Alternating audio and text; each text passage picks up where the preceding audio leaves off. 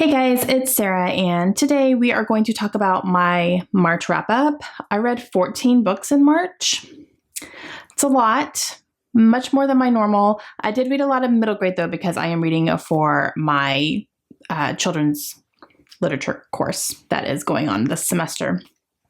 So a lot of these are middle grade or just, for elementary school children, which is why I have a little bit more than I normally would. But overall, it was a really great reading month. So I'm going to go in order that I read them. That's kind of how I always do my wrap-ups. And then at the end, I will show you some of the prompts that I followed for middle grade March and what these books fell under, because middle grade March is a month-long read-along that is hosted by Krista from Books and Jams and Katie from Life Between Words. And it's just, encouraging people to read middle grade. And then this year they had some prompts for you to follow if you wanted to try to find some middle grade books that you think you're going to like with certain, characters in it or, whatever. So I did kind of keep track of that. I didn't seek out books based on those, but some of these books did fall under those categories. So I'll show you that at the end. All right. So starting out the month, I started with Wish, and this is by Barbara O'Connor. And this is a middle grade book. And I'm not going to go into super detail about some of these middle grades because I am going to have a full wrap up for all the books I'm reading for my class that will be coming up in April. But this one is a young girl who moves to a different city and moves into practically strangers' homes, even though this is her aunt and uncle, but she doesn't really know them all that well. She's removed from her home for safety purposes, and she is forced to live with these people. She doesn't want to be there. She doesn't want to be in this little small town. She's having a hard time adjusting, and she ends up finding some comfort in a stray dog that she picks up on the side of the road. So it was adorable. I really liked it, and I gave it 4 stars. And then I read Anna and Elsa. Why not? This is All Hail the Queen. This is the first book in the Anna and Elsa series. There are 5 or 6 books out now, I think, in this little series for kids. It's very short. It's a really good book for kids who are starting to get into chapter books, which is my daughter Layla. She's 7, and she's starting to get into reading some chapter books. And so we read this one together. She actually read this one out loud to me, and I helped her along. We're working on reading, getting her a little bit stronger in reading right now. And this was the first one that she wanted to pick up and try. So it was adorable. It's Anna and Elsa. All the characters are in here, and I gave this one 4 stars. And then I listened to an audiobook, and this was for The Tale of Despereaux by Kate DiCamillo. And this is one that has been around for a very long time, and I've never read it. It is a fantasy book, and it follows a mouse named Despereaux, and he breaks the rules or breaks the laws of the land by falling in love with a human princess. He's not allowed to do that. The humans and the mice are at war, and they are mortal enemies for a very certain reason. So you see Despereaux really almost persecuted for falling in love with this human. He gets jailed, and so you see him go through all that stuff. But it was cute. I really liked it. I gave this one 3 stars, and it was fine. I liked it. I enjoyed it while I listened to it. The audiobook is really great. The narrator is fantastic. It just didn't blow me away. And then I read a couple of adult books. The first one is The Huntress. This is by Kate Quinn. I do have a full review video up for this one, so I will link that down below if you guys want to see some really in-depth thoughts on my feelings of this one. But this is a World War II historical fiction, and it's actually after the war, and you follow different perspectives of people who are on the hunt for this woman called the Huntress. And she was a really awful person in the Nazi regime. And she did terrible things to humans in the war. And then she kind of went under the radar after the war was over, and people are trying to hunt her down to make her pay for her crimes. And I loved this. I loved every second of it. It is very long. It probably is a little bit longer than it needed to be, but I still was invested the entire time. I was never bored. I loved getting the different perspectives because each one was so different and offered some different things to the story. And yeah, I loved it. I gave it 5 stars. The next one that I read, I also have a separate review video for, so I'll link that down below too. And that is House on Fire by Bonnie Kistler. And this one is a contemporary book that follows a woman whose family is really torn apart. They actually are a blended family. So the woman Lee, she has kids from another marriage, and then her husband has kids from his marriage, and now they are married, and so they kind of blend their families together. And one night there's a very terrible accident involving his son and her daughter is killed in a car accident. And it's very drama centered because the stories keep changing, and then you're kind of trying to piece together things along with her. It does take a little bit of a turn, a little bit more than halfway through the book, and then you're kind of following almost a different complete storyline that follows her with some of her clients because she's a lawyer. So that threw me off a little bit, but for the most part, I really enjoyed this book. I enjoyed the characters a whole lot, and I gave it 4 stars. And then I read Nightmares, and this is by Jason Segel and Kirsten Miller. And this one I listened to on audiobook because Jason Segel narrates it, and I love him as an actor. So I knew that once I found out he narrated it, I wanted to make sure I listened to it because I thought it was going to be great. And I was right. He was really great. This follows a young boy whose father has remarried after his mother passed away, and he's not very happy about that.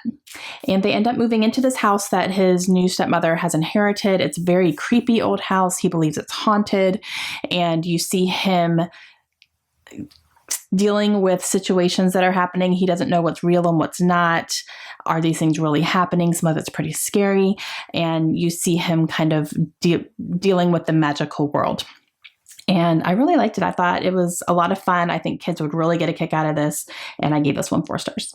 And then I picked up my new favorite book of the year, Nevermore by Jessica Townsend. Okay.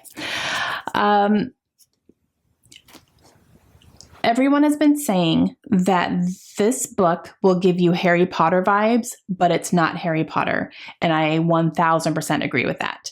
I had that nostalgic feeling of when I was first reading Harry Potter. And it's just, a whole new world, a whole new magic system, just things that are just so creative, and there's magic everywhere. And you're, the simplest things like a chandelier in the middle of a hotel is changing constantly. And just the descriptions of that really reminded me of Harry Potter, but it's different from Harry Potter. It's not the same. So bravo to Jessica Townsend for being able to pull that off, really. Okay, so this follows a young girl named Morgan Crow. She is cursed, according to everybody in her town. She was born on a certain day, and every child born on that day is considered cursed. And then on the 11th birthday of that child dies. And everybody knows this. It's not a secret. Morgan is ready to die on her 11th birthday. Her 11th birthday approaches, and she is kind of ready to just go because everyone in her town blames her for a lot of the bad things that happen in their lives because she's a cursed child. So they feel like if she's even standing in the same room with somebody and they sneeze and get sick, it's her fault because she was there. So she's really vilified big time in her town. So she's ready to just go and not have to worry about any of these people anymore. However, this man named Jupiter North shows up at her house and says, "Hey, let's go. I have somewhere to take you, and we're going to go ahead and go." And she's like, "No, I'm supposed to die." But he takes her, and they go to Nevermore, which is a place that she had never knew existed. And he takes her to this hotel where he lives, and she ends up being his candidate to really get into this school. And it's something she's never even known existed, but all of the alumni from the school can pick candidates to go through some trials in order to get into this school. And there's not very many spots. So it's kind of a prestigious thing to get in and to pass all the trials. So Morgan finds herself going through these trials to get into the school that she never knew existed. It's fantastic. I loved every single page of this book. I really, truly did. And it really gave me, I've always said I really wish I could read the Harry Potter series over again for the first time to experience that again. And I'm getting that from this. So it's fantastic. I absolutely loved it. I can't wait to read the second book. I'm going to be reading the second book in April, and I'm so excited. And it's my favorite book of the year so far. Obviously, a big 5 stars. And I read a super short nonfiction, and that is Who Was Abraham Lincoln by Janet Pascal. And this is just a little nonfiction about Abraham Lincoln and his life and his politics and, what he dealt with as president, mostly revolving around the Civil War and slavery and all that, and obviously his assassination. So it was cute. I gave it 4 stars. And then I picked up The War That Saved My Life by Kimberly Brubaker Bradley, and I loved this book, you guys. This one was kind of gut-wrenching. This is a World War II historical fiction, and it follows a family who is torn apart during the war because the government decided to take all of the kids who lived in London and move them out into the English countryside to kind of keep them safe because, the countryside is not where all the bombs are going to be dropped. They're going to be dropped probably more on London, and they wanted to keep the children safe. So they kind of moved them out there with different families so that they can be safe and just kind of keep them protected from air raids. And that's something that actually really happened. I did some Googling. That's something that really happened in the war. And we follow a young girl named Ada and her brother Jamie, and they are taken away from their mother. But it ends up being a good thing because their mother is extremely abusive, especially towards Ada. Ada was born with a club foot, so she has a disability. She is basically considered by her mother not human, and she keeps her pretty much locked up in the house. She can't go outside. She doesn't even teach her how to walk. She basically keeps her as a slave in the house. And her mother didn't even want Ada to get on this train to go. She was just going to keep her with her. She doesn't value her life at all. But Ada goes. She runs away and she gets on that train with her brother and she goes. And they live with this woman named Susan who does not have children. She doesn't work. And you really see these characters form their own family. And it was beautiful. I really, really loved it. And it was heartbreaking, but also very uplifting at the same time. And I gave it 5 stars. And the next one is another audiobook that I listened to, and this is Where the Red Fern Grows by Wilson Rawls. And this is a reread for me. I read this in, I believe, 5th grade. I'm pretty sure it was 5th grade. I remember reading the book as a class, and then we watched the movie, and I cried during both of them. And I remember why. Because it's dogs. I guess I've just always been that way. And this one is set in the woods in the Ozarks, and it follows a young boy who they live off the land, and he has always wanted hunting dogs, like hounds is what they called them. He wanted hounds to help him hunt and to, do all that. And he saves up his money and he buys 2 hounds for himself, and he, brings them home and trains them and ends up, I think, entering them into some contests and, they become kind of champion hunters, and then you kind of see some of the things that they're going through. And the woods are not good to them. There's a lot of, setbacks. There's a lot of, nature things that are happening that are kind of setting them back a little bit, storms and all that. And it was heartbreaking. I'm really remembering, I remember watching the movie in class and just crying. And now I remember why. I kept it together as an adult. I was okay, but I was pretty sad at the same time. But it was really good, and I gave it 5 stars. And then I buddy read this with my friend Berna, and we read Wonder by R.J. Palacio. Oh my goodness, this book.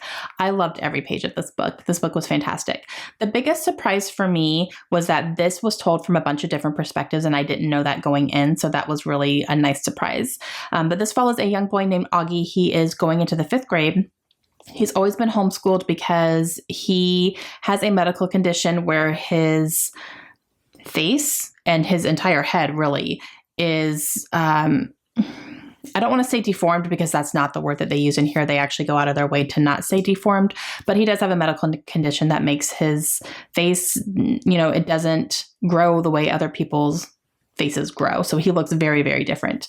A lot of people say he looks very scary and they scare him with his face. And so because of that, he has been homeschooled for most of his life. And, not only because of the way he looks, but also because, lots of medical procedures, he's been through multiple surgeries, all that stuff that makes it hard to actually go to school. But starting 5th grade, he decides he wants to go to school, and he does. And so you see him integrate into a regular school setting. And that's hard. It's very hard. A lot of the kids are not responding to him very well. And you really see the struggles with that. You see him, how he reacts to other people as well. He reacts to people reacting to him. So that was very interesting. He does make some really good friends, and those friendships just really warmed my heart. And you see some of these kids come around as well and change their ways. And that was really, really great. So I loved this. I do love that it was told in different perspectives, and I just wasn't expecting that. So that was fantastic. And it was a beautifully told story. I think it handled everything really, really well and really realistically. And I gave it 5 stars. And then I read The Girl Who Drank the Moon, and this is by Kelly Barnhill. And this one is a fantasy book that follows a young girl who is basically brought up by a witch in the woods. And it follows this town where they have this day called the Day of Sacrifice. And it's something where the youngest baby in the village is sacrificed to the witch in the woods. And they believe that if they sacrifice the youngest child on, whoever that child is on the day of sacrifice, the youngest one, they take it to the woods, put it in a clearing, and walk away. And then the witch comes and takes the child, and then she keeps their village safe. Now, that's never been able to be proven. And it's just something that they do, and that the elders in the town say this is the case, and people usually don't argue. And there is one case where a woman argues, and she fights back, and she tries to keep her child. The child is taken away from her and put in the woods. It's this child, which will usually take the baby and give it to another family in a different village, and they're brought up and they're happy and they're safe. Something was different about this young baby, though, and the witch recognized that. And what happens is the witch will take power from the stars, and she can collect it on her fingers, and she feeds it to the child, and that's how she keeps the child nourished until she gets it to a family. But with this girl, she accidentally gets power from the moon and gives it to her, and the moon's power is magic. So she literally puts magic into this child.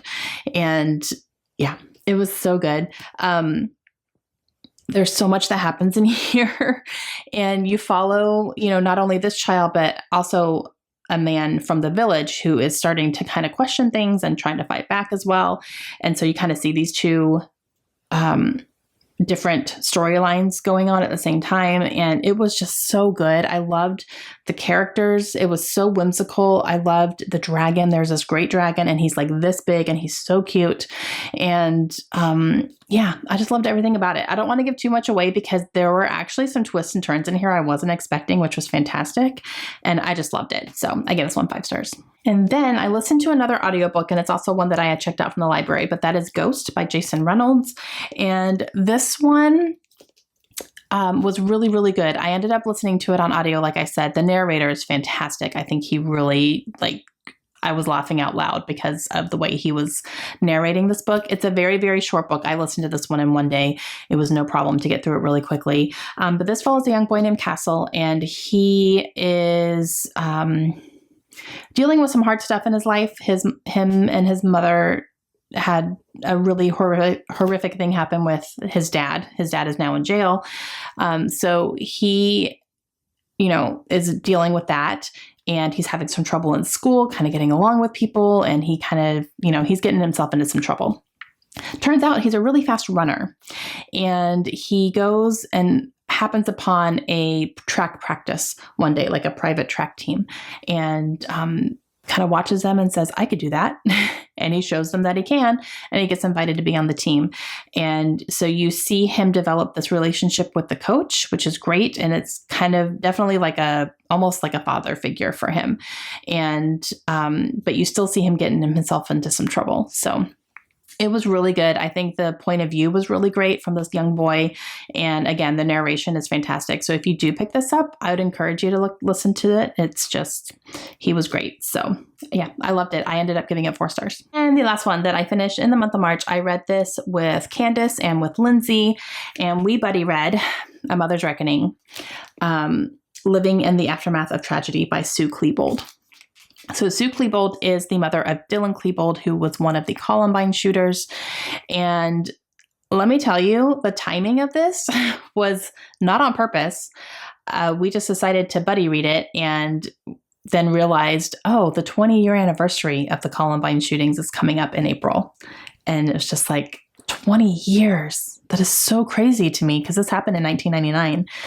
Oh my gosh. Okay. I'm really, really happy that I read this because I know some about the Columbine shootings. I have read the book Columbine by Dave Cullen. I actually might want to reread that someday and maybe take some notes because that was just jam full of so much research in that book. It was crazy. But this is a different voice. It's a very different voice because she is the mother of one of the boys who committed this horrendous attack. And it was so interesting. It was so interesting. She definitely gave Dylan, it's a different side of Dylan, the Dylan that she knew versus the Dylan that we know or the Dylan that we view as an evil killer. Because that's basically what's out there, you know?